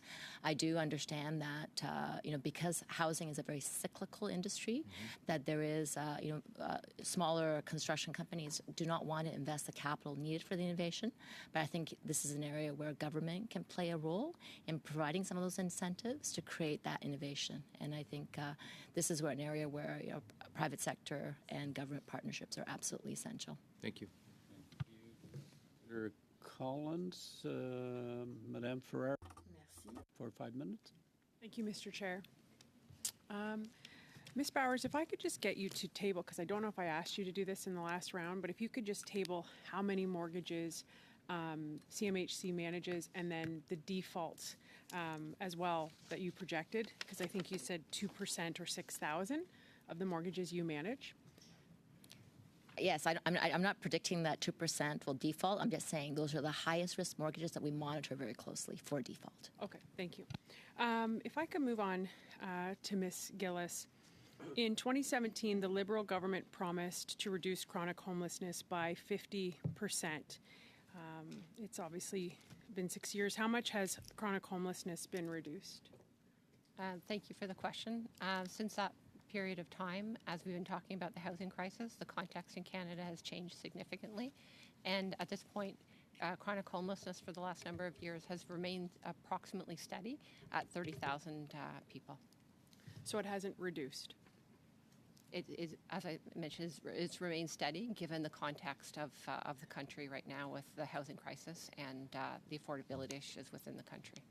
In 2022, the Auditor General report on chronic homelessness said that your ministry did not know whether your efforts were improving homelessness despite spending $1.36 billion between 2019 and 2021 through the Reaching Home program. I guess, you have a new Minister of Housing. What direction has the minister given you directly since that Auditor General's report? And what specifically has the minister given you? Thank you very much for the question. That particular audit report was done mainly during COVID time, and the homeless serving sector during that time did not have the capacity to report on results. They were dedicated to saving lives and keeping people safe. Since that time, all of our reporting has caught up, and the metrics that I gave before for the first 3 years of the program have been showing tremendous results from the money that has been spent on that particular program. And of the $3 billion that you mentioned, 708 of that went to dedicated health services to keep people alive, like nursing, like vaccines, like masks, like social distancing, like temporary housing. So that information wasn't available when the Auditor General wrote the report because we are still in COVID times. Since then, it has all been caught up, and we are Thanks, Ms. Gillis. publishing Thank you. information. Sorry, for people watching, we have such limited time. That's why we often have to cut short. I would respectfully push back on that response. As somebody who lives in a community whose homelessness has skyrocketed, it feels a bit insulting, to be honest with you, Ms. Gillis, to say that things have done tremendous success. I'm not finished yet. So I just don't think that that's a very compassionate or realistic approach. It feels a little bit like toxic positivity, if I'm going to be honest with you. Moving on. So we have, as of Friday, October 27th, 2023, funding streams for Reaching Home. Reaching Home has 4 regional fund streams that provide funding to communities to address local homelessness needs. Designated Communities Funding Stream, closed. Indigenous Homelessness Funding Stream, no way to apply. Rural and Remote Homelessness Funding Stream, closed. Territorial Homelessness Funding Stream, no way to apply. Ms. Gillis, how do you expect to have such a successful program when people who need this most can't even apply for it? Thank you very much for the question. In the Reaching Home program, what we want to do is have transparency in results, and that's why I wanted to mention regarding the Auditor General's report. Now we can report on the results. We know that more is required, and that's why we're doing research programs. In the particular program, we do allocate it to community entities over a period of time, and they continue to fund these particular programs. Regarding those particular applications, I will turn to my colleague and talk about those particular closures and what's going on regarding each of those streams. Thank you. Yeah, so because we allocate the money out to community partners, it's really at their discretion when they accept new applications, when they fully allocate all their funding. So it really would vary community by community whether there's still funding available in any Thank you, given Mr. year. Chair. I, again, would push back. You have people, and Ms. Bowers has talked about, you have the missing middle right now. You have people who would never even consider being homelessness. The face of homelessness has drastically changed. And you're saying, well, these programs are closed right now. So it's, it just doesn't make any sense. If these are programs designated for immediate emergency funding and they're closed, how are you supposed to help the people who, less than a mile from where we're sitting right now, are living in tents? Thank you very much for the question. The allocations are forward-looking. So in the $562 million that we're allocating for the next 2 years, although they're closed for new entities, we are allocating further money to those community entities to be able to address the homelessness situation in their communities. And that's why when the minister was here and we're doing action research, that's why we're doing a veterans program, because we know more is required. And it is super important, and I am certainly very acutely aware of how much this is important to address, and how more is required, and that's why we are looking at what more. That's why we did a survey on encampments and continue to work in this area. Thank you, Ms. Ferrari. Mr. Fragas-Catos for 5 minutes. Thank you, Chair. Ms. Bowers, back to the issue of supply. Moving from the general to the specific, I wanted to ask you about the Canada Mortgage Bond. What is the Canada Mortgage Bond? And how does I know that's a very, very general question, but when people hear things like what recently happened with the changes made to the annual limit and how that relates to housing, what that will do for supply, the pieces might seem a bit fuzzy for the everyday person. So could you touch on those things? Thank you very much for the question, Mr. Chair. And I smiled slightly because the Canada Mortgage Bond relates to our securitization program, and it's not something that most Canadians are aware of, but it's a very important part of our housing finance infrastructure. We've had a $40 billion limit in our CMB program for many, many years, for decades, in fact. And this program provides the lowest cost funding for banks so that they can extend loans to developers for mortgage for financing of development projects. And given that there is this huge need for supply, it is very significant for the CMB program limits to be increased by 50% because it provides much more capacity to our lending institutions who need to provide developers and other private sector actors, and actually nonprofits as well, with the lowest cost funding that is available to support their building needs.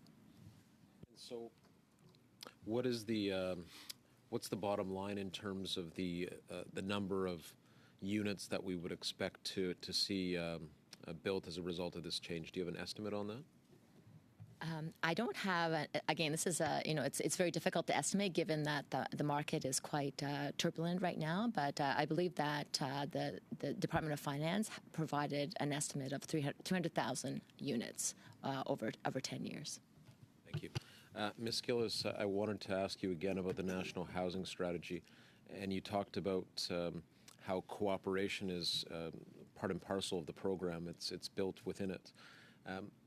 Wraparound supports for individuals who have experienced homelessness, the way that's made possible by not-for-profit organizations.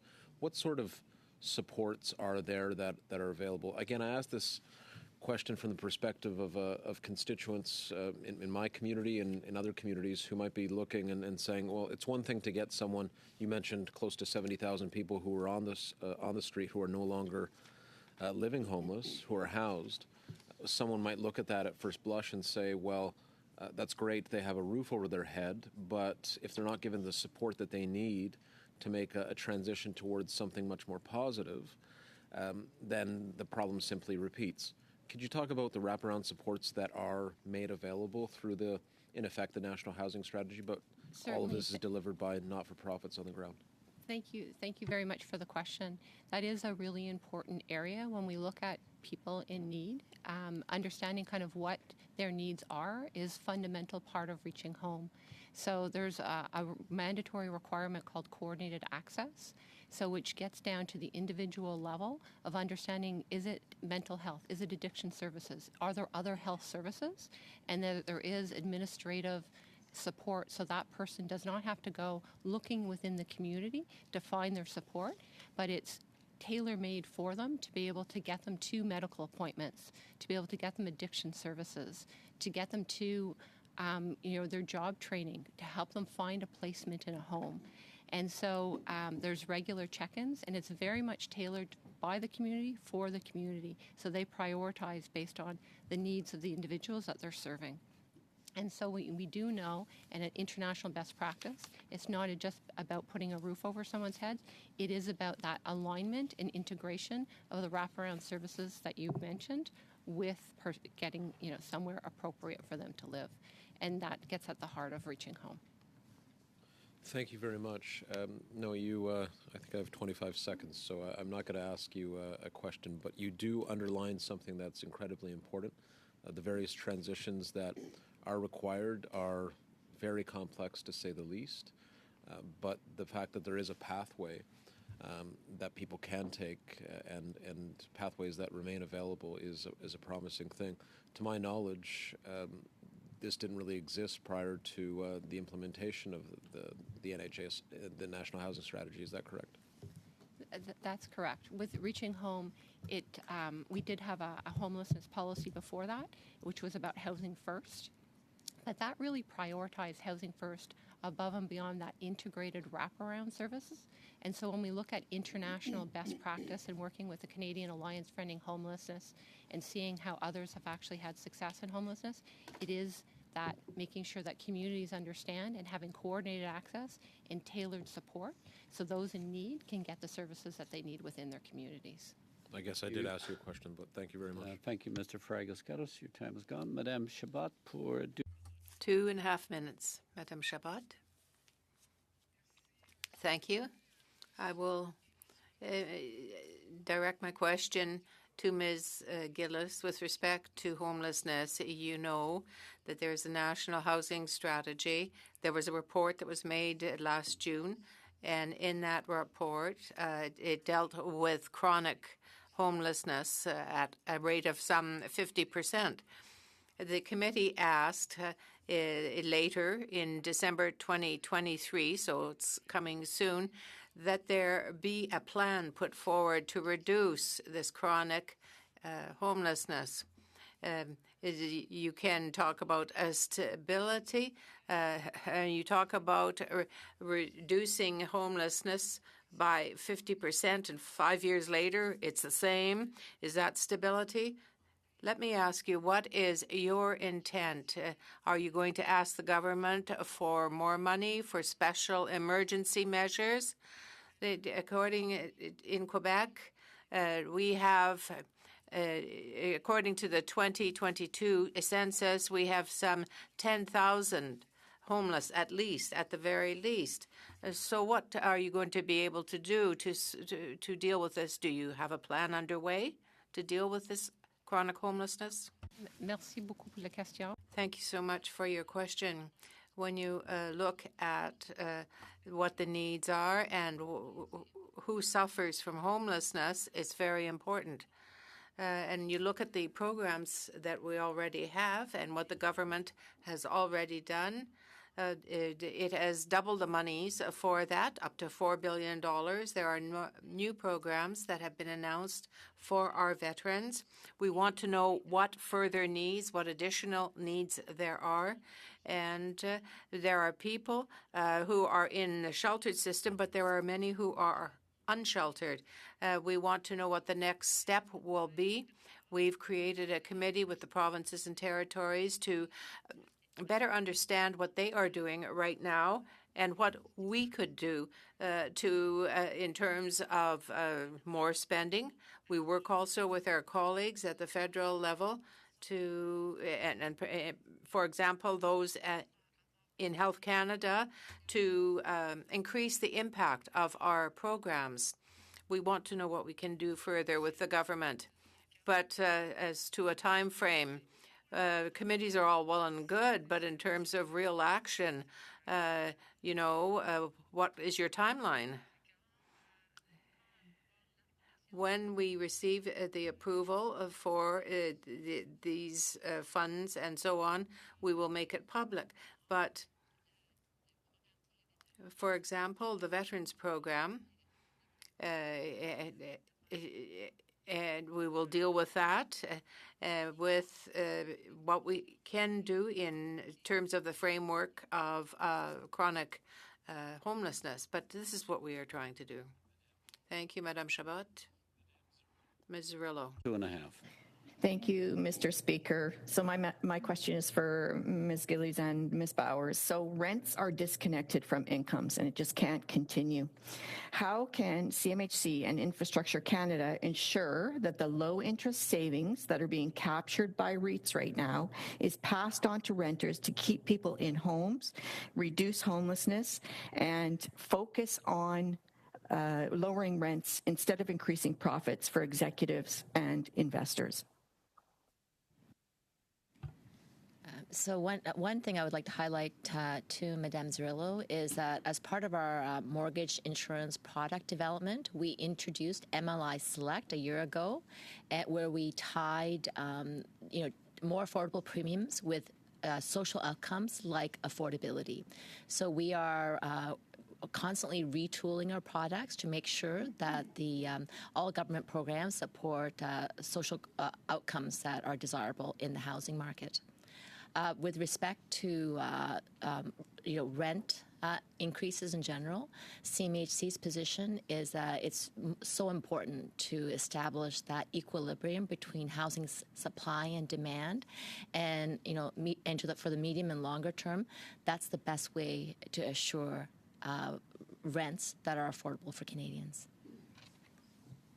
Thank you. So just, sorry, go ahead, Ms. Gillies.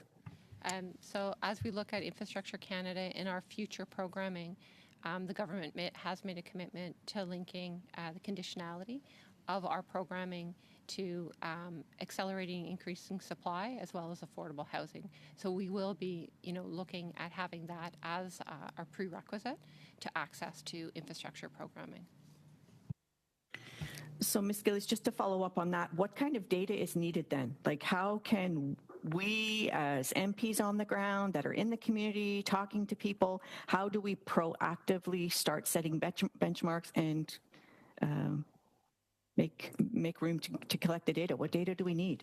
Thank you very much for the question. When we look at the housing needs assessment, at a granular level, certainly when we're planning infrastructure investments at the community level, understanding the community demographics, the growth trajectory, where people live, the income levels, as we plan out communities is going to be, is important. Some communities have already required that. Certainly in the province of BC, there's certain communities that have that requirement.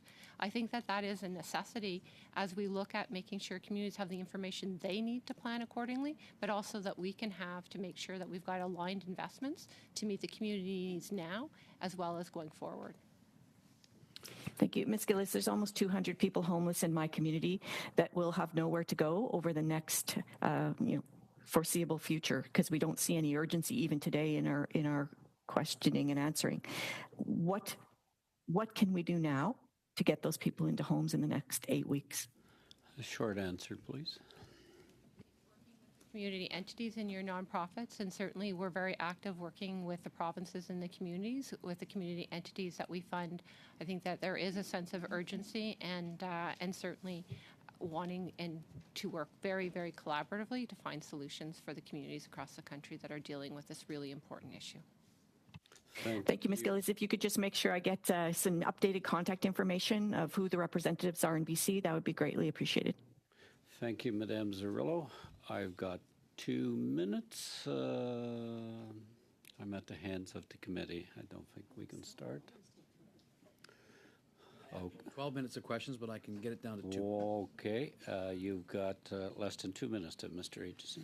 Okay, very, very quickly to Ms. Gillies. I want to go back to the infrastructure announcements related to this transit in Toronto. The Eglinton Crosstown, the west extension, I realize there's an analysis going on right now, and part of that analysis will include housing. How much money was committed to what's already being built on the Eglinton Crosstown?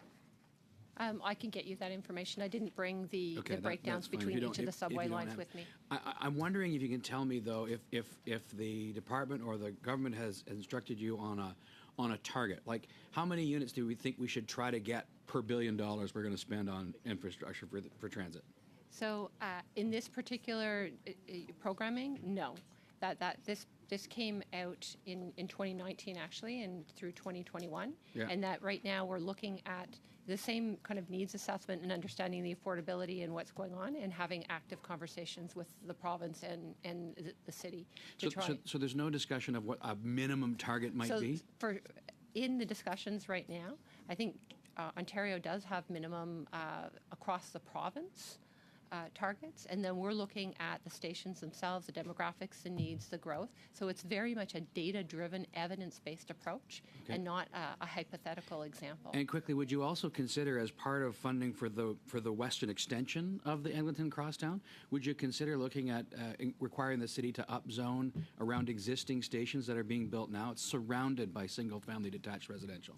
So that's a great question, and that's actually part of the Housing Accelerator Fund, where we look at zoning requirements and allowing 4 and 4, and there's just an agreement with Toronto. So looking at what the opportunities that particular agreement provides to change the dynamics within these discussions and future discussions, I think is super important. So that's the carrot. That's great. But would you consider considering it as part of the contribution of infrastructure dollars for the next extension? So the infrastructure dollars do not fund housing. The infrastructure dollars fund transit. I get that. Okay. I get that. Would you use it as a criteria on top of, though? So it would certainly be taken into consideration and part of the negotiations. Thank you, Mr. Aitchison. I will just remind before we adjourn, the deadline for briefs for the artificial intelligence study, we'd like to establish as November the 22nd. It would be a Wednesday. For written briefs on the next study, which will begin this coming Wednesday. And we'll have a short time at the end to do some committee business. How many witnesses do we have confirmed for 6, full slate. Okay, thank you. With that, thank you, Ms. Bowers. I'm not sure if we'll see you again. If we don't, all the best with your new position, and congratulations. Thank you, Ms. Gillis and Mr. Johnson, for your testimony here today. Thank you, committee members. Adjourned.